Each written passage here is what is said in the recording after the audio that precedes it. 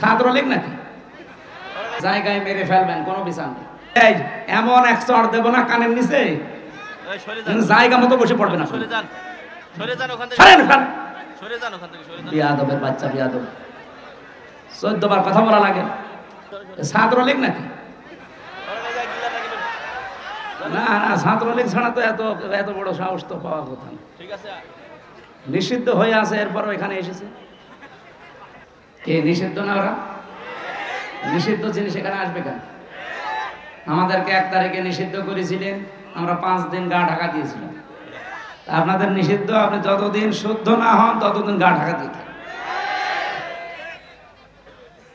স্বরাষ্ট্র উপদেষ্টা তো পরশুদিন কি ঘোষণা দিয়েছেন দেখেছে? যদি কোনো জায়গায় কোনো ডাকাত, চোর, ছিনতাইকারী, চাঁদাবাজ ধরতে পারেন, জায়গায় মেরে ফেলবেন, কোনো বিচার নেই। এরকমই হওয়া দরকার। যা আরম্ভ করেছে ওরা। আজকে আমি প্রশাসনের সাথে একজনের কথা বলছিলাম আসার সময়, বলছে এখন যে বিশৃঙ্খলা গুলো তৈরি হচ্ছে সব ওদের ভেতর থেকে আমাদের ভেতরে ঢুকতেছে, যেন এই সরকার ব্যর্থ হয়ে যায়। আমি আমার রিমান্ডে দেখেছিলাম, আমার সামনে দিয়ে যে লোকটাকে নিয়ে গেল তার এই নখ তুলেছি। বলছিল যে হামজা ভাই, আমাকেও নিয়ে গিয়েছিল ওই মেশিন গুলো দেখাতে, আমার তোলেনি কিন্তু নিয়েছি। ডিএম আমাকেও দেখিয়েছে। এরকম একটা চেয়ারে বসিয়ে দেয়, হাতের সাথে পায়ের সাথে বেল লাগিয়ে দেয়, গলার সাথে একটা ক্লিপ লাগিয়ে দেয়, মাথায় একটা কালো কাপড় দিয়ে একটা শর্ট একটা সুইচ টিপ দেয়। এক টিপে 120 বার ঘুরে। আপনি টের পাচ্ছেন 120 বার 1 মিনিটে? 1 সেকেন্ডে কয়বার হয় চিন্তা করতে পারেন আপনি? ঘুরে দেখান তো। এতটুকু যদি ছেড়ে দেয় যে ভাই যা তোরে আমি একবারে 2-4 বার একটু শর্ট দিলাম, চলে যা, না, এবার এমন একটা মেশিন নিয়ে আসে, এই হাতের সাথে পায়ের সাথে একেবারে খাপ খাওয়ানো। শুধু আপনার এখানে ধরবে, একবার টিপ দেবে, সব নখগুলো খুলে চলে যাবে। আর নখ খুলে গেলেই ফিনকি দিয়ে রক্ত বের হয়। আপনি নখ খুলে দেখেন কি রক্ত বের হয়। রক্ত যেই ফিনকি দিয়ে বের হবে তখন পাতলা মিহি যে লবণ, এটা ছিটিয়ে দেয়। বলতেই যদি আমার এমন লাগে, আমি নিজে ফেস করে আসলাম, কতগুলো কঠিন ছিল বলেন তো। আপনি তো নিজেকে কোনোদিন আয়না ঘরের সামনে দাঁড় করান যে ব্যারিস্টার আরমান 8 বছর ছিল ওই ঘরটায়, এদিকে 3.5 হাত, এদিকে 1.5 হাত, সামনে টয়লেট দেওয়া, যার কোনো দরজা নেই, কোনো দেওয়াল নেই, ওদের সামনে বসে টয়লেট করা লাগবে। আমি নিজে করেছি। জেলখানায় তো তাও অন্তত 1-1.5 হাত টয়লেটের দরজা দেওয়া আছে, আর ওখানে কোনো দরজা নেই, আবার পায়ের সাথে চেন বাঁধা থাকে।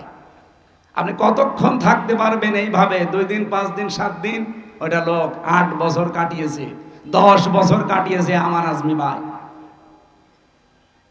এখনো পর্যন্ত অনেকে জালেমের সাফাই গায় আর বলে না এটিএম আজহারুল সাজাপ্রাপ্ত মানুষ, ওনারে মামলায় জামিন দেওয়া হবে কেন? ওরে জবাই করা দরকার। শয়তান হাসিনার আবার মামলা কিসের? ও তো যা করেছে সব রাগে পড়ে ওর বাবার ওই হত্যার প্রতিশোধ নেওয়ার জন্য। ওর বাবার নাম শুনলে আজ পর্যন্ত কোন মানুষ এ কথা বলেছে যে শহীদ বঙ্গবন্ধু? না, আমি পাইনি।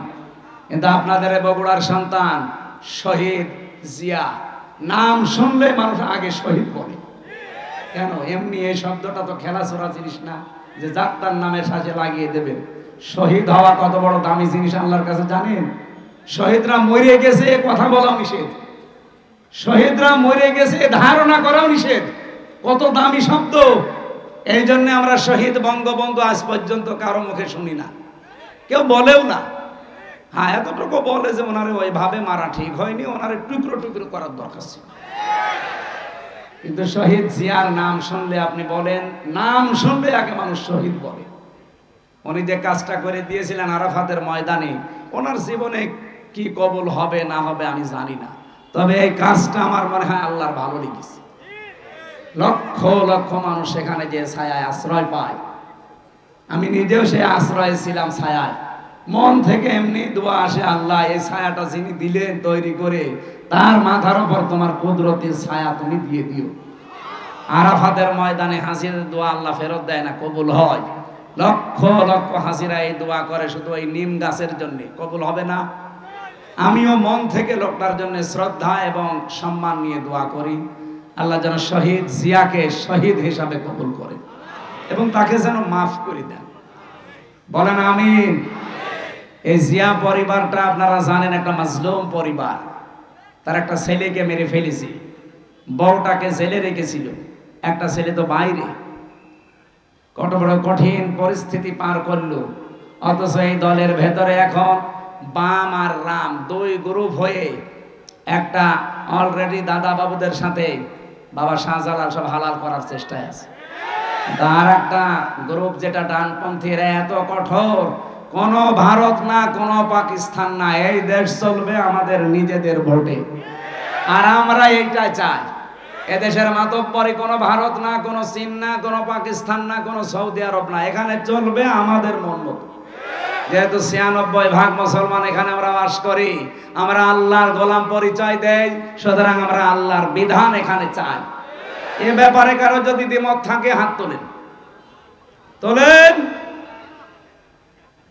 নিরপরাধ কোন মানুষকে এই ১৫.৫ বছরে যাই করেছেন, নিরপরাধ কোন মানুষকে আমরা আর নিরপরাধ কোন মানুষকে ১ সেকেন্ডও জেলে রাখতে চাই না।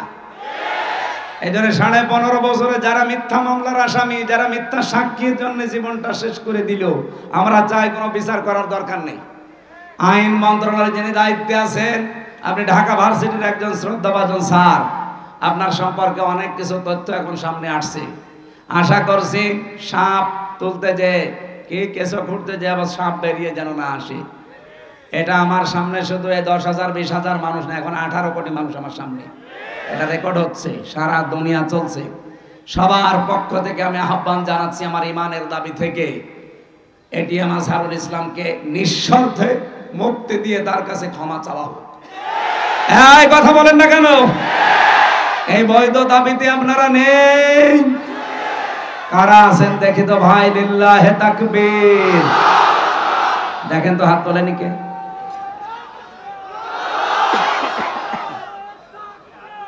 আলহামদুলিল্লাহ।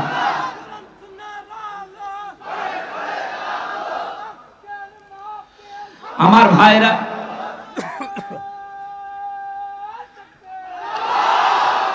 আমি না কিছু রাখবো না, আমি কথা তুলেছিলাম লা মুবাদদিলা লিকালিমাতিহি, আল্লাহর কালামের কোনো পরিবর্তন নেই। বাংলাদেশের কালামগুলো যে পরিবর্তন এখন হয়ে গেল, এটার দ্বারা আজ আন্তর্জাতিক যে বিচার ব্যবস্থা আছে কি কি পরিগণিত হচ্ছে এই দেশটা, আপনি বলেন।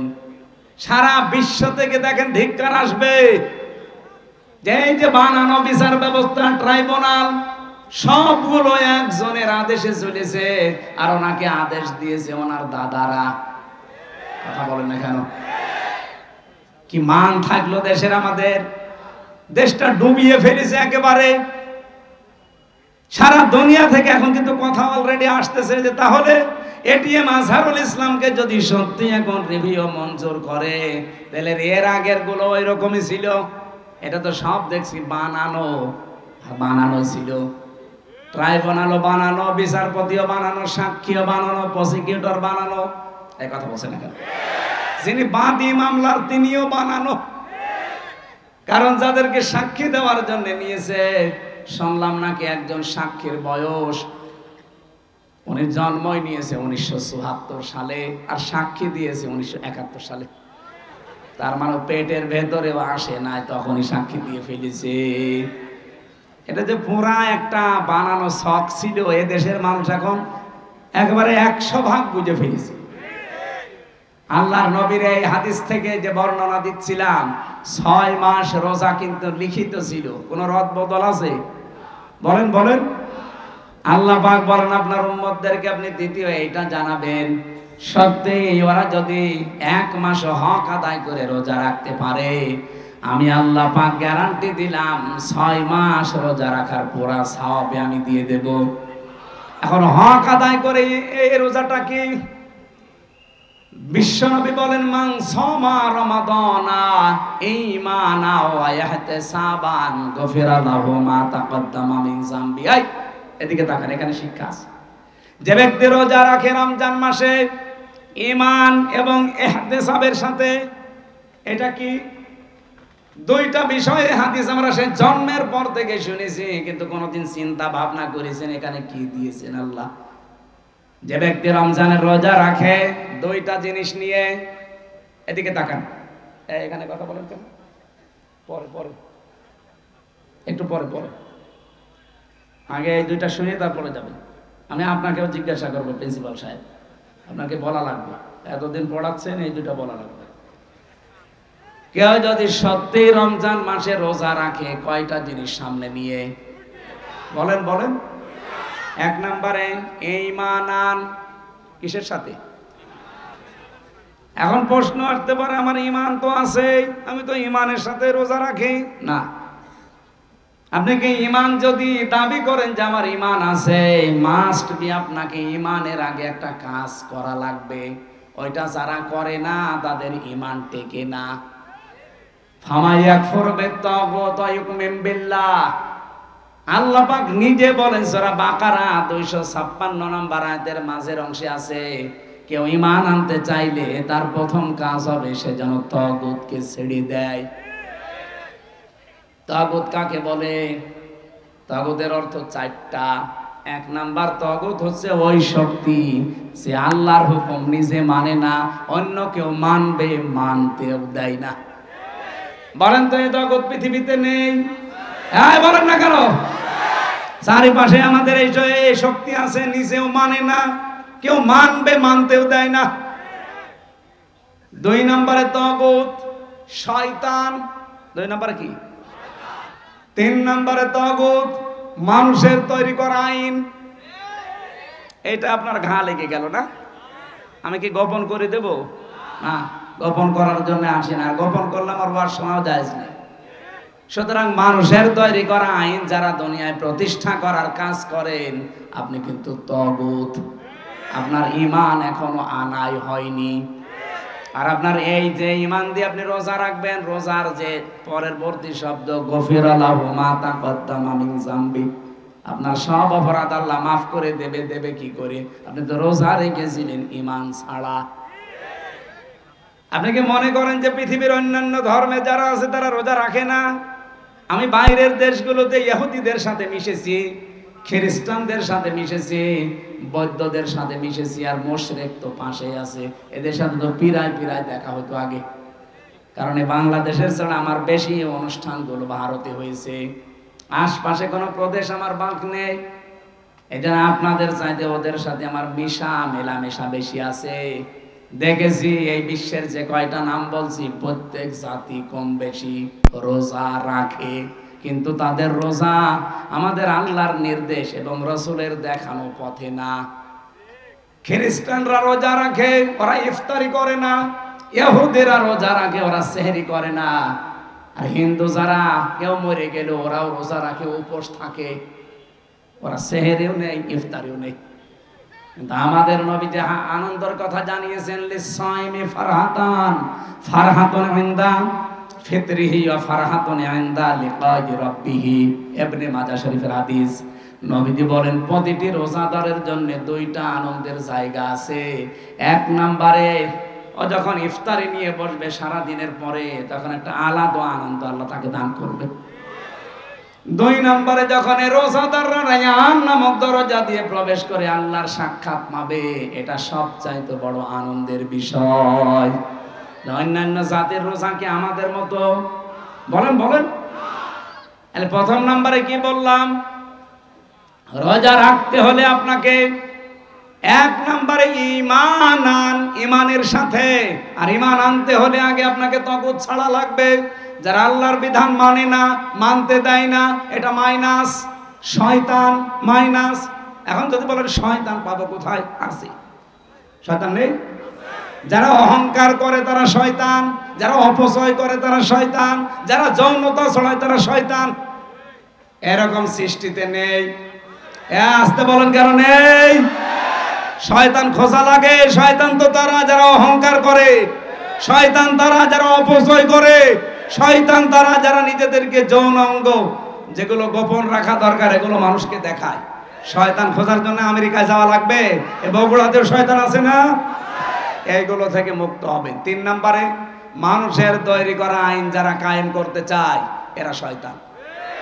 এই তাগুতের সাথে যারা আছেন তাদের রোজা হচ্ছে না, এগুলো ছেড়ে দিয়ে রোজা রাখেন, ঈমান হইল। 2 নম্বরে ইহতিসাবান, ইহতিসাব মানে এটা হিসাব থেকে এসেছে। আপনাকে একেবারে পঙ্খানো হিসাব নিকাশ করে করে সামনের জীবন আপনি চালাবেন কি দিয়ে? অল ফুরকান। কোরআনের 55টা নাম আছে, তার একটা নাম হচ্ছে ফুরকান। নাম কি? সত্য মিথ্যা পার্থক্য করে বাকি জীবন আপনাকে চালানো লাগবে। আমি বলেছিলাম না আজকে একটা ফরজ জানাবো, আর সব ফরজের বড় ফরজ জানাবো। ফরজ হচ্ছে রমজানের রোজা, আর সব ফরজের বড় ফরজ হচ্ছে কোরআন দিয়ে হক আর বাতিল পার্থক্য করে বাকি জীবন চালানো। এই ফরজটা মানা যাবে না, এইটা এখন দরকার। রমজান আসবে, চলেও যাবে 30 দিন পর, কিন্তু আপনি যদি হক আর বাতিল পার্থক্য করে কোরআন দিয়ে জীবন চালাতে না পারেন, আপনার বড় ফরজ আদায় হয়নি, কিয়ামতে ধরা খাবে। আল্লাহ তাআলা এগুলো এমনি দেয়নি আপনাকে। ইউরিদুল্লাহু বিকুমুল ইসরা ওয়ালা ইউরিদু বিকুমুল উসরা ওয়ালিতুকমিলুল ইদ্দাতা ওয়ালিতুকাব্বিরুল্লাহা আলা মা হাদাকুম ওয়া লাআল্লাকুম তাশকুরুন। ইয়াদের ব্যাখ্যা আমি পড়েছি। এই আমার উপরে কথা বলে কারা কইরা? শেষ করে দেব নাকি? বেশি রাত হয়ে গেছে, সেহরি খাওয়া লাগবে আজকে নাকি? সেহরি কালকে, ইনশাল্লাহ কালকে। আর একটু কথা বলবো না, শেষ করে দেব। রোজা রাখাই লাগবে, মাস্ট বি। আর হক আর বাতিল পার্থক্য করে কোরআন দিয়ে সামনের জীবন চালানোই লাগবে, তাছাড়া রোজার কোনো উপকার আপনি পাবেন? বলেন। রোজাদারের জন্য অন্যতম উপকার হচ্ছে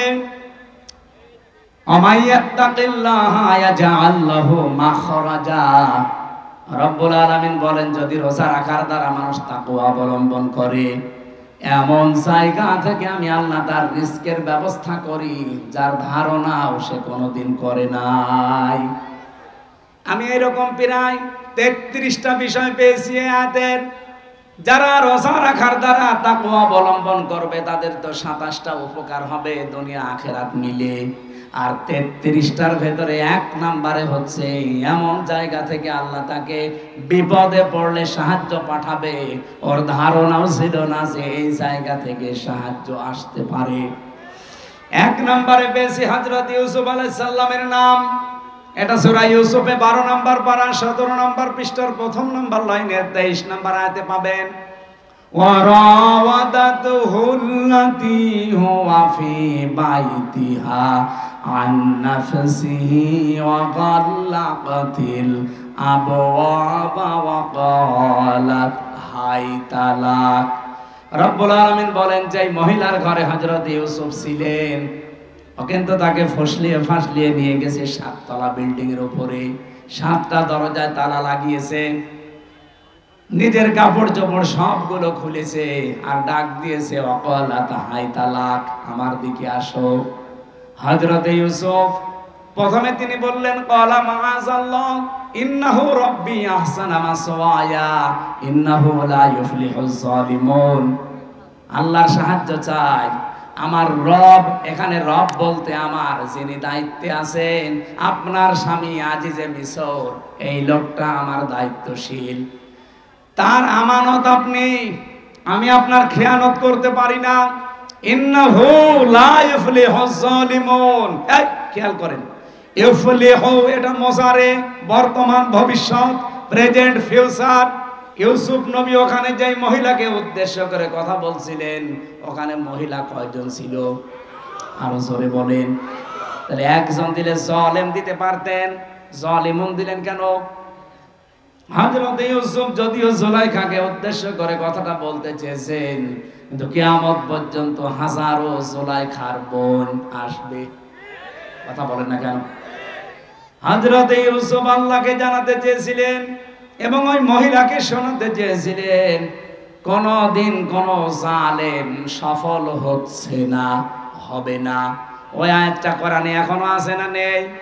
আরো জোরে বলেন আছে না নেই? সুতরাং যারা জালেম হবেন, চর্মচোখে মনে হবে হ্যাঁ অনেক কিছু পাচ্ছি, অনেক উন্নতি হচ্ছে, যদি জুলুম আপনার ভেতরে পাওয়া যায়, আল্লাহর কসম কোনোদিন আপনি সফল হতে পারবেন না। যে জায়গার ইচ্ছা করেছিলেন ওখানে যাওয়ার আগে আপনার পতন হবে। পৃথিবীর কোন জালেম সফল হয়নি এর আগে, কোনোদিন আর হবে? যদি হয় তাহলে আয়াত মিথ্যা হয়ে যাবে, আল্লাহ তার কোরআন মিথ্যা করবে। এখানে কোন জালেমকে আল্লাহ সফল হতে দেয় না।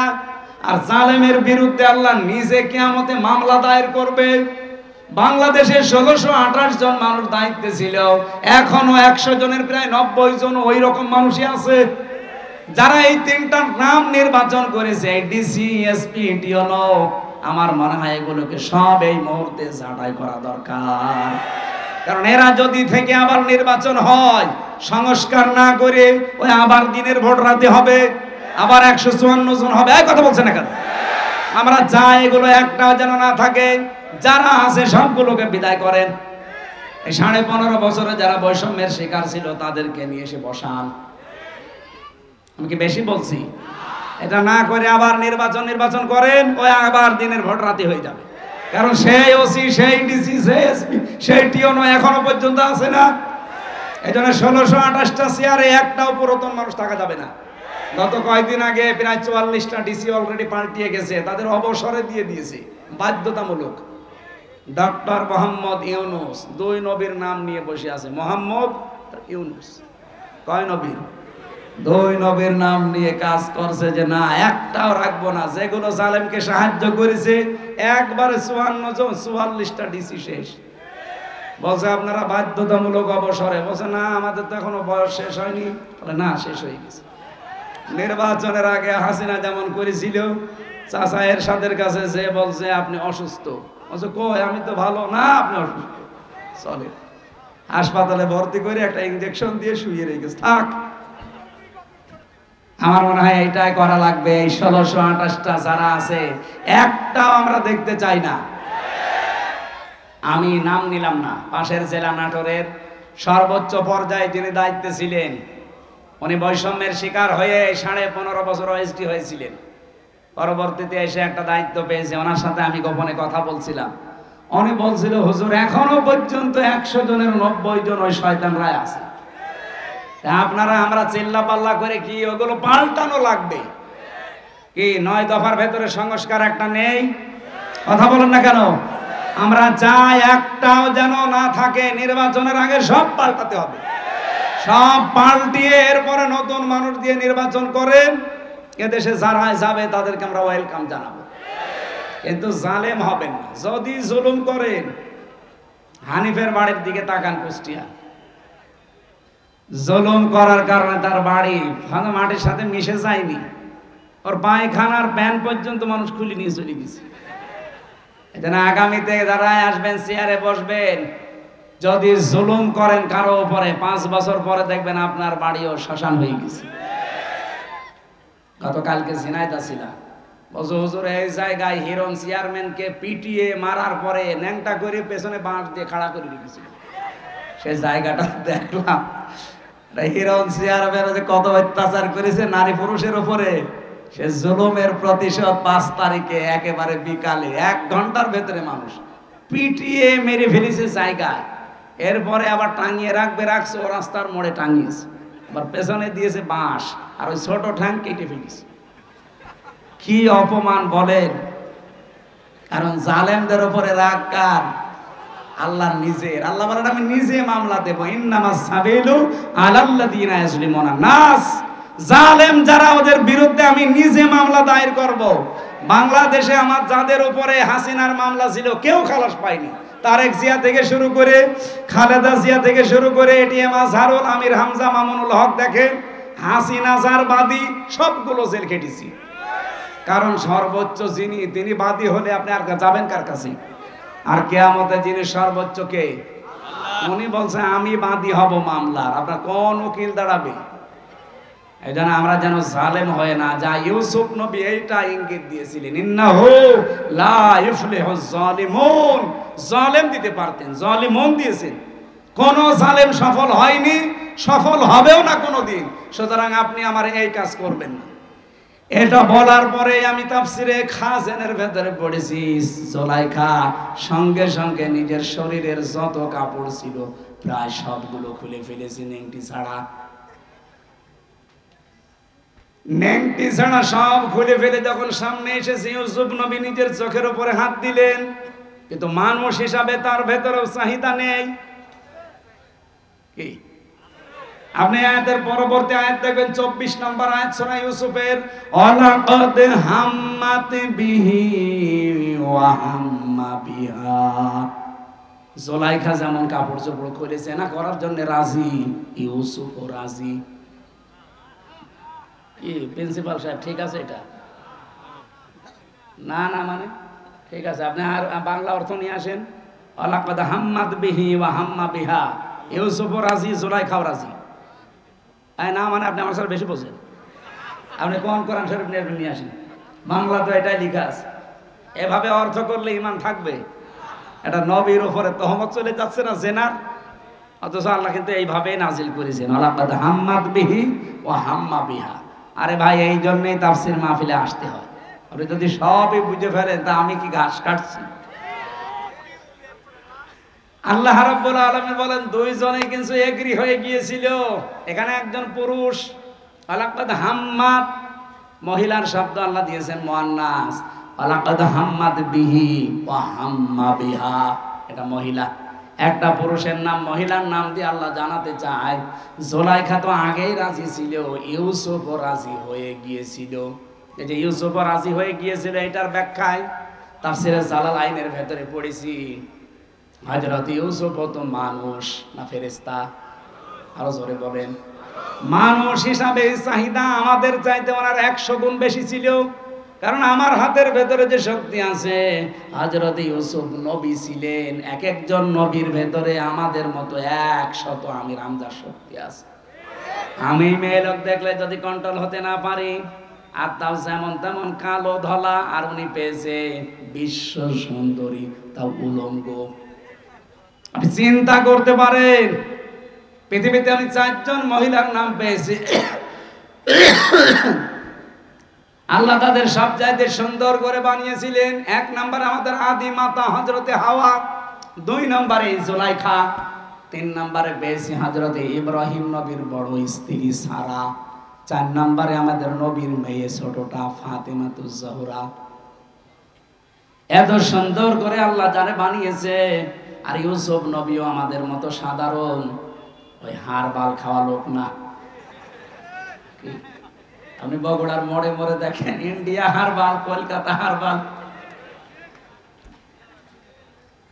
ওনার ভেতরে 100 আমির হামজার যৌবন ছিল। চিন্তা করা যায় কত কঠিন পরিস্থিতি পার করছেন। এই জন্য আল্লাহ বলেন হাম্মাত বিহি ওয়া হাম্মা বিহা। জুলাইখা যেমন রাজি আগে থেকে, ইউসুফ রাজি হয়ে গিয়েছিল। লাউলা আর রাবরহানা রব্বি, যদি তার রব তাকে কিছু দলিল আর প্রমাণ না দেখাতেন। এই যে আমি তাফসীর থেকে নোট করেছি, আল্লাহ পাক বলেন তাকে যদি কিছু দলিল প্রমাণ আমি না দেখাতাম, সেও কিন্তু রাজি হয়ে গিয়েছিল। কি দলিল দেখিয়েছিলেন? এখানে 3টা জিনিসের নাম আছে জালালাইনে। 1 নম্বরে তিনি দলিল দেখলেন, ওই ঘরের ভেতরে হযরতে জিবরাইল হাজির হয়ে গেছে। কেন হাজির হয়েছিলেন? 1 নাম্বার কারণ হচ্ছে, এত কিছু সামনে পাওয়ার পরেও হযরত ইউসুফ এগিয়ে যাননি, উনি খালি পিছাচ্ছিলেন। আর জুলাইখা এগিয়ে যাচ্ছিল। এই যে পিছিয়ে ছিলেন, এতটুকু আল্লাহর ভালো লেগেছে। রব্বুল আলামিন এই জন্যই তার কাছে পাঠিয়েছে প্রথম একটা চিঠি। হযরতে জিবরাইল মেলে ধরেছিল, আমি তোমার মালিক বলছি, তুমি কিন্তু জিনা করতে পারো না। 2 নম্বরের দলিল হযরত ইয়াকুব আলাইহিস সালাম, যেন মনে হচ্ছে সরাসরি ঘরের ভেতরে দাঁড়িয়ে বলছে, ইউসুফ আমি তোমার বাবা বলছি, তুমি কিন্তু জিনা করতে পারো না। 3 নম্বরে আকস্মিক ভাবে ঘরের ভেতরে একটা অন্ধকার পরিস্থিতি তৈরি হয়ে গিয়েছিল। এই তিনটা দলিল দেখার পরে হযরত ইউসুফ মনের ভেতরে যে আশাটা ছিল, ওই আশাটার উপরে ভর করে তিনি কিন্তু জানতেন না যে সবগুলো দরজায় তো তালা মারা, কোনো জায়গায় লাভ নেই। আর মেয়েটাও বলে দিয়েছে সামনে যে কোনো লাভ হবে না, সব আমার কাছে তালা লাগানো, চাবি এই যে চাবি নিজের কাছে দিয়েছে। হযরত ইউসুফ শুধু মনের উপরে জোর দিয়ে আল্লাহর উপরে ভরসা করে তিনি যখন দৌড় দিয়েছেন দরজার কাছে যাবার পরে, খাজেনে পাবেন, খাজেন তাফসীর, দরজা প্রথম যেটা ওর কাছে যাবার পরে দেখে না দরজা খোলে না, মনে মনে সিদ্ধান্ত নেন, আল্লাহ আমি তো তোমার উপরে ভরসা করে মনের উপরে জোর দিয়ে এ পৌঁছেছিলাম, কমপক্ষে এই বাস থেকে বাস পর্যন্ত, এই ঘরের কোণা থেকে পর্যন্ত দরজায় আমি আসলাম, কিন্তু দরজা তো যে অবস্থা, এ তো নিজে মানুষের ভাঙা সম্ভব না, তালা লাগানো। ইউসুফ নবী এই কয়েক সেকেন্ডের ভেতরে ভাবছিলেন ওরে মহিলাও দৌড় দিয়েছে। প্রথম নাম্বারে যখন এক পা দুই পা করে জোলাইখা এগিয়ে আসে, ইউসুফ নবী তো চোখ বন্ধ করেছিলেন, হঠাৎ চোখ খুলে দেখে দরজা খুলে গেছে। রাব্বুল আলামিন বলেন, ওয়া মাইয়াত্তাকিল্লাহা ইয়ারযুকহু মিন হাইসু লা ইয়াহতাসিব ওয়া মাইয়াতাওয়াক্কাল আলাল্লাহি ফাহুয়া হাসবুহু ইলা আখিরি আয়াত। সূরা তালাকের 2 এবং 3 নম্বর আয়াতে আছে, আল্লাহর প্রতি কেউ যদি তাকওয়া অবলম্বন করতেই পারে, অবশ্যই আল্লাহ এমন জায়গা থেকে তার রাস্তা তৈরি করে দেয় তার ধারণাও ছিল না। ইউসুফ নবী কোনোদিন ধারণা করে নাই যে দরজা খুলতে পারে। খুলেছে কে? কিসের কারণে? তাকওয়া। বলেন বলেন। আমরা রমজান আল্লাহ দিল এইটা তৈরি করার জন্য। নারী পুরুষ সত্যি যদি এইটা আজ তৈরি করতে পারি 1 মাসের ভেতরে, আগামী বাকি জীবনে এমন এমন জায়গায় বিপদে পড়বেন, সাহায্য আল্লাহ পাঠাবে যেটা ধারণাও আপনার ছিল না। ওই আল্লাহ এখনো নেই। ওই আল্লাহর দিকে তাকিয়ে রমজানের হক আদায় করে রোজা রাখার চেষ্টা চালানো দরকার। আমি শেষ করে দিলাম না, এখানে কিছু কাজ আছে না, মানে আমি শেষ করছি না। এটা কি করেন আপনারা? হ্যাঁ, ভেতরে যারা দাঁড়িয়ে আছেন ব্যাগ নিয়ে আপনারা দাঁড়ান, দাঁড়িয়ে ওই পাশ থেকে পাশে চলে আসেন, এরপরে আমি শুরু করছি। এখানে আমাদের প্রধান অতিথি আজকে মিল্টন ভাই না, প্রধান অতিথি। এত ব্যস্ত মানুষ এতক্ষণ বসে আছেন, আপনি 2 মিনিট দোয়া শেষ হয়ে যেতে, এতক্ষণ বসে আছেন। আলহামদুলিল্লাহ, আমাদের বড় ভাই মিল্টন ভাই, উনি আপনাদেরকে সালাম দেবে, দোয়া নেবে, এরপর আমার আলোচনা দেখি কতদূর কি করা যায়, এরপরে দোয়া করবো। মাহফিল তো বছরের মতো এটাই শেষ। বাবা শাহজালাল আজকে সব হালাল করে ধুয়ে যাবো। ভাইয়ের কাছে দেন। এই সভাপতি আছে আমাদের শাহাবুদ্দিন স্যার, এরপরে আমাদের মিল্টন ভাই আছে। এই কথা বলেন না কেন? আপনি বলেন, আপনি ঘোষণা দিয়ে দেন না। এই মাইকটা দেন, মাইকটা দেন। এই যারা টাকা পয়সা দিতে চান ওনাদের কাছে দিয়ে দেন। লা ইলাহা ইল্লা আনতা সুবহানাকা ইন্নী কুনতু মিনাজ জালিমিন। একটু বসে মোনাজাত করেন, যারা দাঁড়িয়ে আছেন জায়গা ফেলে বসে মোনাজাত করেন।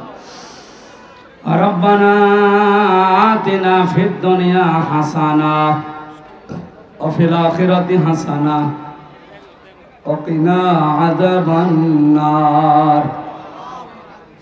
আল্লাহ তাআলা, পবিত্র বরকতময় একটা রাত, সামনে আমাদের একটা মাস ছায়া ফেলতে যাচ্ছে। রমজানুল মুবারক একেবারে মাথার উপরে এসে দাঁড়িয়েছে। রমজানের হক আদায় করে রোজাগুলো আদায় করার সুযোগ আমাদেরকে দান করো আল্লাহ রাব্বুল আলামিন। সারাটা জীবন অপরাধ করে জীবনটা নষ্ট করে ফেলেছি। হাত ওঠায় কথা বলবো ভয় করে, লজ্জা করে। আমাদের অপরাধের দিকে তাকিও না। তুমি যে রমজান দান করলে, রমজান মানে পুড়িয়ে ফেলা, নিঃশেষ করে দেওয়া। রমজানে আমাদের অপরাধগুলো সব তুমি পুড়িয়ে ছারখার করে দিও আল্লাহ। নবীজি জানিয়েছেন, একটি মাস রোজা রাখার পরে মানুষ যখন ঈদের নামাজ পড়ে বাড়িতে যায়, মনে হয় যেন তার মা এই মাত্র তাকে প্রসব করেছে। এরকম নিষ্পাপ হয়ে এই একটা মাস রোজা রাখার পরে আমাদেরকে তুমি বানিয়ে দিও আল্লাহ। বিশাল আয়োজনে তোমার জওয়ান তারা শ্রম দিয়েছে 3টা দিন। বিশেষ করে কামিল মাদ্রাসা ডমনপুকুর বগুড়া শাহজাহানপুরের যত মানুষের সাথে জড়িত আছে তোমার রহমত তার দিকে এগিয়ে দাও। মাহফিলের সম্মানিত সভাপতি হাজার হাজার ছাত্রের ওস্তাদ অধ্যক্ষ শাহাবুদ্দিন স্যার কবুল করো, তার মা বাবাকে মাফ করে দাও। আমাদের প্রধান অতিথি বড় ভাই জনাব মোর্শেদ মিল্টন, তার মা বাবাকে তুমি ক্ষমা করে দাও, তার জীবনটা তুমি কোরআনের রঙে রাঙিয়ে দাও। বগুড়ায় আসলেই একজনের কথা মনে পড়ে, শহীদ জিয়াউর রহমানকে তুমি কবরে মাফ করে দাও। তার স্ত্রীর সুস্থতা কামনা করছি, আল্লাহ সুস্থ হয়ে আবার দেশের মানুষ দেশে ফিরিয়ে দাও। তার সন্তানটা অনেকদিন পরবাসী, আল্লাহ তুমি তারেক জিয়া সাহেবকে আবার দেশে ফিরিয়ে দাও। এ জেলার মাটির নিচে যত মানুষ ঘুমিয়ে আছে ঈমান নিয়ে, রব্বুল আলামিন কোরআনের ইজ্জতে মাফ করে দাও। 2024-এর 5ই আগস্টের আগ পর্যন্ত যারা দেশ এবং দেশের জন্য, মানবতার জন্য, ইসলামের জন্য জীবন দিয়ে গেল, আল্লাহ মানুষের অধিকার রক্ষায় যারা সচেষ্ট ছিল এদেরকে শাহাদাতের মরণ দিয়ে ধন্য করো। আমি সহ যারা অসুস্থ আছি, 3টা বছর জালেমের জেলখানায়, আর এমন কোন টর্চার নেই যা আমার শরীরের উপরে করে নাই। অসুস্থ হয়ে পড়েছি, আল্লাহ মেহেরবানি করে সুস্থতা দিয়ে বাকি রোজাগুলো আদায় করার সুযোগ দাও। মা বোনেরা পর্দা আড়ালে বসে আছে, এদেরকে খাদিজার মতো, আয়েশার মতো বানিয়ে দাও। এই মাহফিলের যত প্রয়োজন আছে এই মাদ্রাসার আল্লাহ তুমি নিজে পূরণ করে দাও। আমার মোর্শেদ ভাই শাহাবুদ্দিন স্যার সহ যারা বেশি বেশি করে তোমার নবীর এই ঘরে দান করলো, তাদের দানগুলো কবুল করো। যে যেইভাবে সহযোগিতার হাত বাড়িয়েছে একটাও ফেরত দিও না, মঞ্জুর করো আল্লাহ। রাজনৈতিকভাবে যে যেই দল করে, যে দলের নেতা কর্মীরা এসেছি আমরা, সবাইকে কোরআনের ছায়া তলে এনে দাও। কখন কার কাছে আজরাইল এসে যায় জানি না। এই মাদ্রাসার প্রিন্সিপাল মাওলানা আব্দুল সালাম যুক্তিবাদী সহ নাম না জানা যত আলেম আমরা হাত তুলেছে, আলেমদেরকে আলেম হিসাবে কবুল করে নাও। সম্মানিত বাংলাদেশের জেলা বগুড়ার জেলা আমির অধ্যক্ষ আব্দুল হক সরকারকে কবুল করে নাও। রব্বুল আলামিন, এখানে আমার বাবার বয়সী আমার যুবক বান্দা বান্দি ভাই বোনেরা যারা এসেছে, কোরআনের ইজ্জতে কাউকে মাহরুম করো না, তোমার দরবারে কবুল করে নিও। শেষ কথা যেন জীবনে এইটা বলতে পারি, লা ইলাহা ইল্লাল্লাহু মুহাম্মাদুর রাসূলুল্লাহ। আসসালামু আলাইকুম।